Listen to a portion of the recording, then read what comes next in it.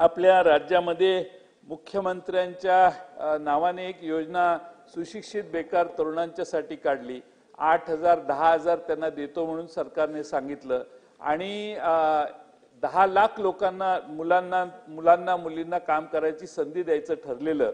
पण सरकारने 1,32,000 का काहीतरी संख्येला 8 आणि 10,000 रुपये दिले। निवडणूक होण्याच्या आधी ही अतिशय अभिनव योजना काढण्यात आली आणि अध्यक्ष महोदय आता ते उपोषणाला मध्ये धरणं धरून ते आझाद मैदानात बसलेले होते आणि त्यांची मागणी एवढीच होती की आम्हाला आश्वासन काय होतं, माननीय मुख्यमंत्री महोदय, उपमुख्यमंत्री, माननीय तत्कालीन मुख्यमंत्री महोदय आणि आत्ताचे मुख्यमंत्री महोदय आणि लोढाजी या तिघांचे त्यांनी बाईट दाखवले मला। त्यामध्ये त्यांचं व्हिडिओ आहेत की आपल्याला ही अभिनव योजना आम्ही लागू केलेली आहे, 11 महिन्याचा कालावधी झाल्यावर तुम्हाला त्या ठिकाणी आम्ही कायम करू। त्यामुळे ती इथे येऊन बसलेले आहेत। मुख्यमंत्री महोदयांनी तर घोषणा केलेली आहे की 5 महिने झाल्यात, आणखीन 6 महिने त्यांना मुदतवाढ देऊ, 11 महिने झाल्यावर आता कोणी मागणी करू नये। पण त्यांचा असा दावा आहे की आम्हाला त्यावेळी आश्वासन निवडणुकीच्या आधी दिलेलं की आम्हाला तुम्ही 11 महिने झाले की तुम्ही कायम आम्ही तुम्हाला करू। तर माझाही विश्वास बसला नाही असं कोणी आश्वासन देणार नाही।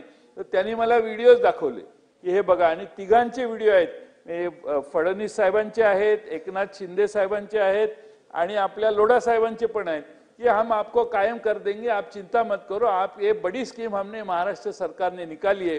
10 लाख लोकांना रोजगार मिळणार म्हटल्यावर सगळे खुश झाले, आम्ही खुश झालो। पण आता ते इथे येऊन दारात बसलेले आहेत। त्यांना असं वाटतं की आपली फसवणूक झाली, आपल्याला मोठं आश्वासन मिळालं, परंतु 1,32,000 मुलं महाराष्ट्रात मुलं मुली आहेत की ज्यांना आता आपण नोकरीला कायम होणार असं वाटत होतं। त्यांनी आहे त्या नोकऱ्या सोडल्या आणि इकडे नोकऱ्या घेतल्या। आज त्यांना निराशा पदरी आली आहे। त्याचाही शासनाने गांभीर्याने विचार करावा। मुख्यमंत्री महोदयांनी मात्र स्पष्ट सांगितलंय याचा कोणताही विचार करू नका, तुम्ही काही पुढे आग्रह करू नका।